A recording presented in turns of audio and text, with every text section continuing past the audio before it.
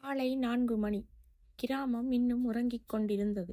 வானில் நட்சத்திரங்கள் மங்கிக் கொண்டிருந்த அந்த நேரத்தில் ஒரு மண் வீட்டில் வாசலில் மட்டும் விளக்கு எரிந்து கொண்டிருந்தது.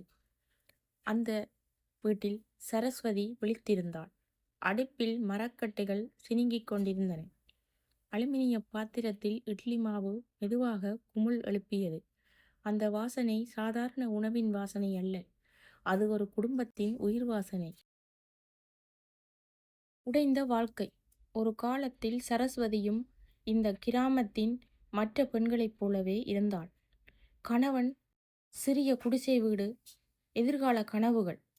ஆனால் ஒரு நோய், ஒரு மருத்துவமனை, ஒரு தீராத கடன் அவளுடைய கணவனை அவளிடமிருந்து பறித்து கொண்டது.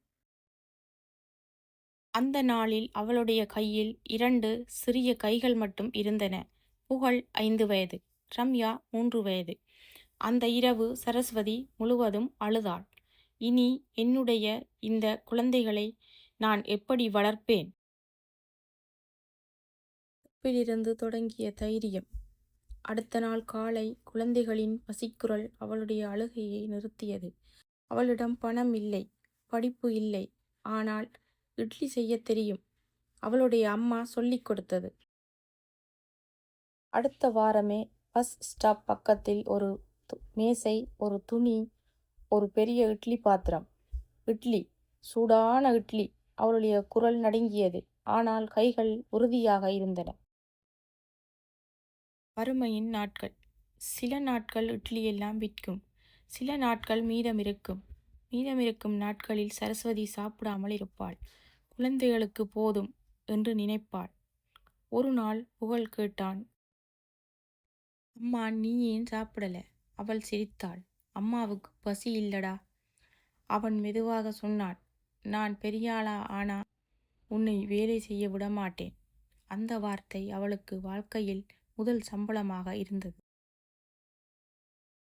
சிறிய வாய்ப்பு, பெரிய மாற்றம். ஒரு நாள் நகரத்திலிருந்து வந்த ஒரு டீக்கடை முதலாளி அவளுடைய இட்லி சாப்பிட்டான். அம்மா, நீங்க தினமும் என் கடைக்கு இட்லி தர முடியுமா? அந்த கேள்வி அவளுடைய வாழ்க்கையை மெல்ல முன்னேற்றியது. அதன்பின் கடன் மறைந்தது, பள்ளி கட்டணம் சரியானது, குழந்தைகள் சிரிக்க ஆரம்பித்தார்கள்.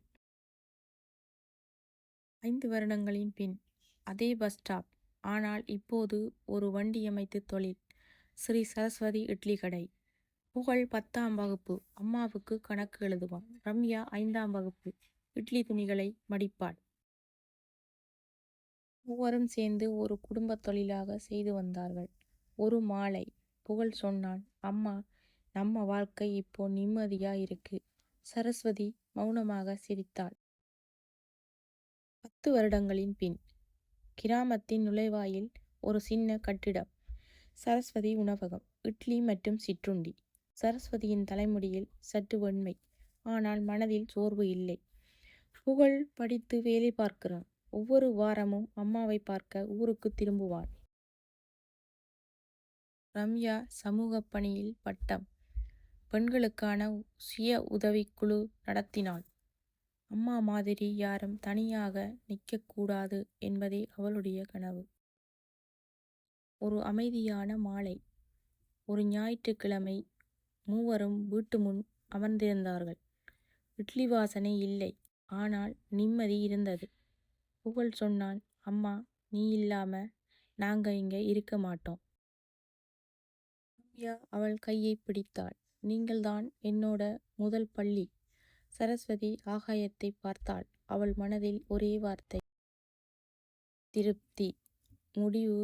சரஸ்வதி பணக்காரி இல்லை, ஆனால் அவள் உருவாக்கியது 2 நல்ல மனிதர்கள். ஒரு இட்லி கடையில் தொடங்கிய வாழ்க்கை ஒரு தலைமுறைக்கு நம்பிக்கையை கொடுத்தது. அடுப்பின் தீ ஒரு நாள் அணையலாம், ஆனால் ஒரு தாயின் உழைப்பால் எரிந்த ஒளி என்றைக்கும் அணையாது.